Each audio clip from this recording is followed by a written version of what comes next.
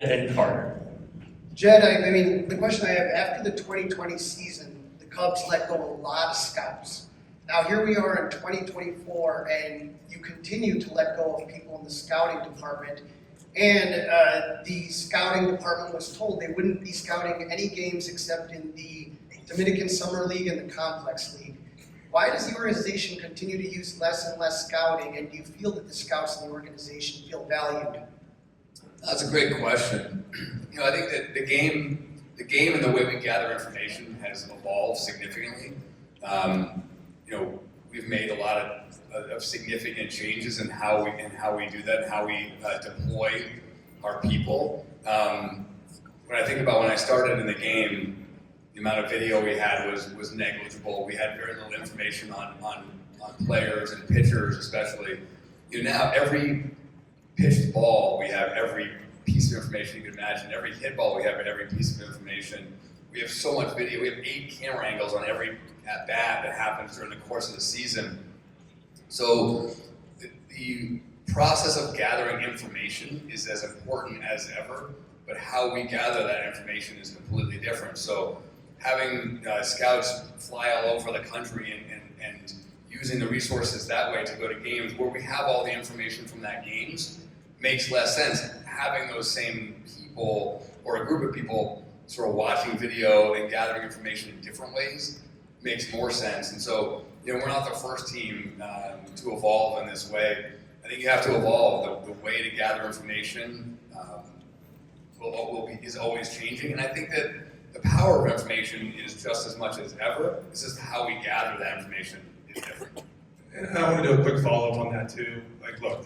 Jen and I, we love our jobs. There's a lot of awesome things, but there's a lot of really hard decisions that we have to make that are not enjoyable, and the hardest decisions that we have to make have to do with our people.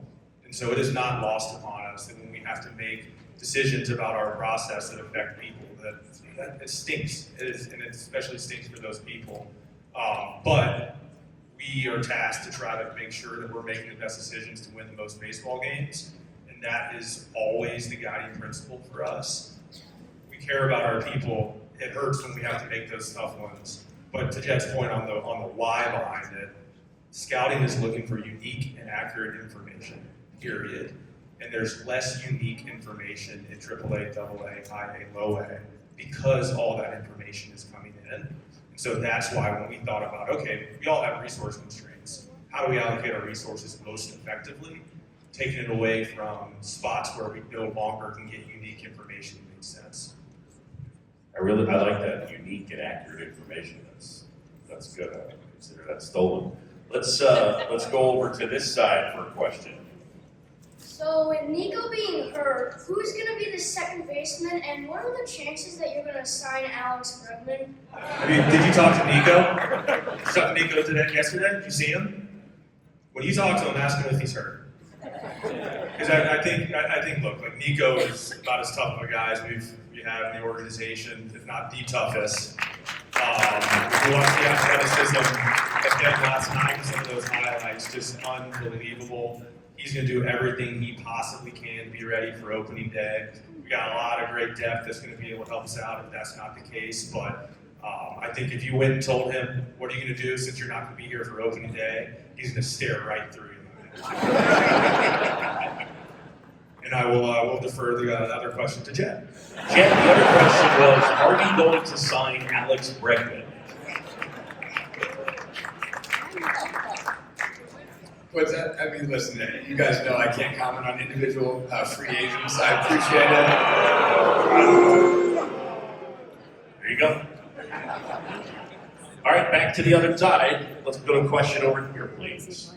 Good morning, gentlemen. Thanks for being here. The Cubs Blue had 26 blown saves last year, and they were second to last in the Major League Baseball in lost leads. The year before, they had quite a few blown saves as well. Are you guys ever going to sign a high-end, high-leverage, back-of-the-bullpen pitcher to a multi-year contract? I think it's undeniable. Like the last year and and really the second half of the year before, we struggled in high leverage, and that's something that we have to address, and we've been looking to address. In general, my focus is usually how do we build a bullpen internally? How do we find sort of hidden gems to come out? And listen, I think we've had a lot of success with that. Last year wasn't that year, but we've talked to dozens of relievers this offseason, and I'm not going to tip my hand about what we're going to do in free agency, but I appreciate the question, and what you're saying is not lost on us. I guess I'll leave it at that. Let's go over here. So one of the top 10 draft picks this year, his name is Brendan Summerhill. He went here with Young in Chicago. So I'm curious if you're interested in signing him. So, short answer is if he's a top 10 guy and if he's able to help us, we're going to want to try to bring him into the organization. The longer answer is the way the draft process works. We'll learn so much about each draft class over the next, over the next 6-7 months. And the draft list, where our draft list is today, is going to be totally different than where it is 6 months from now. So, we're always like looking at these lists and we're like, oh, like where do you think these guys would fit in? And then, 6 months later, everything has changed. But I'll say that we'll definitely have our eye on him, and we'll definitely do everything we can to get as much unique and accurate information about him as we can to make great decisions. As far as the draft, has it changed since you guys entered baseball, the way you look at specifically first-round picks, that they can impact a team more quickly, or that you hope they might impact a team more quickly than, say, 15 years ago? I think it's moved to where guys definitely have gotten called up a little bit quicker. I think some of the incentives that the new CBA or the newest CBA put in place, where there's draft pick compensation if you bring a rookie up that's at the top 100, if you bring him up and he gets a full year of service and he wins particular awards, you can get draft pick compensation for that. Like, that has changed the incentive structure for front offices, so I think that's opened up a little bit of a pathway for some of the elite players, the Bobby Wicks of the world, as Jen mentioned earlier. So yeah, I think that's there. I do think, teams have realized 10 years ago, 15 years ago, there's this thought, hey, we can go get a reliever and get him up to the big leagues ASAP. That really never worked out for teams. So we're always looking for really good players at really reasonable salaries, and the draft is one way to do that. It's the way to do that. And I do think we're moving players quicker than we ever have. But at the end of the day, we're still solving for the same thing, which is how do we accrue the most wins out of this draft pool? And if we do that over and over again, like, the city's gonna be pretty excited. Let's go back over here. Hey guys, so unfortunately Boog stole part of my question. I'm a Thunder Stealer. So I was gonna ask about park factor, so I guess I have to be more specific now. Considering park factor, Jen, in your press conference you talked about how Wrigley was kind of like a dead zone this year. And so when you're evaluating players, is there any specific thing that you kind of look at to see, like, oh, this guy might be able to negate any sort of park factor effect at Wrigley, negative or positive, like how the Yankees look for a left-hander with Bolt? So we look a lot at, anytime we're acquiring a player, we'll look at their batted ball profile within our ballpark and see how it's affected. But in all seriousness, like when I worked at the Red Sox, for example, it pretty much plays the same every year, and it's a really short left field wall, and you can factor that in really simply.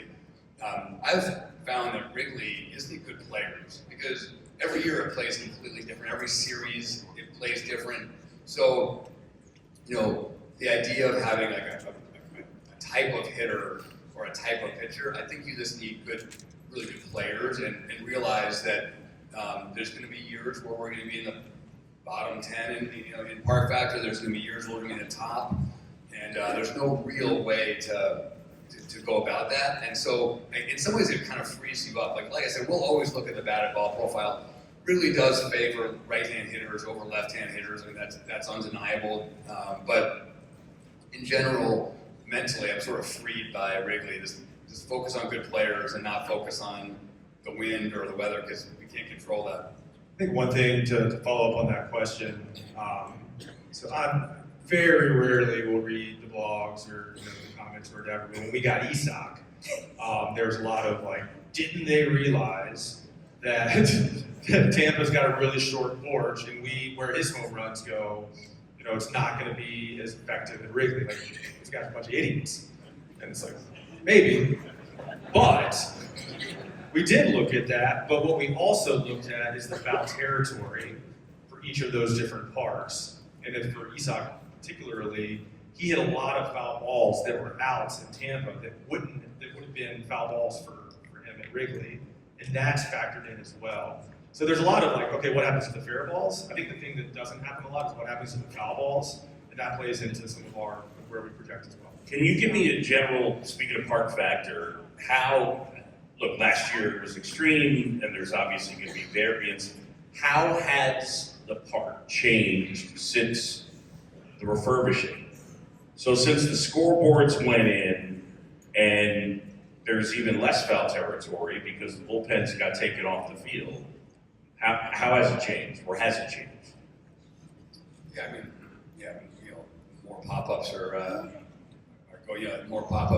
going to foul territory. I was going to say, the one thing I always try to think about that I think is lost in park factors a little bit.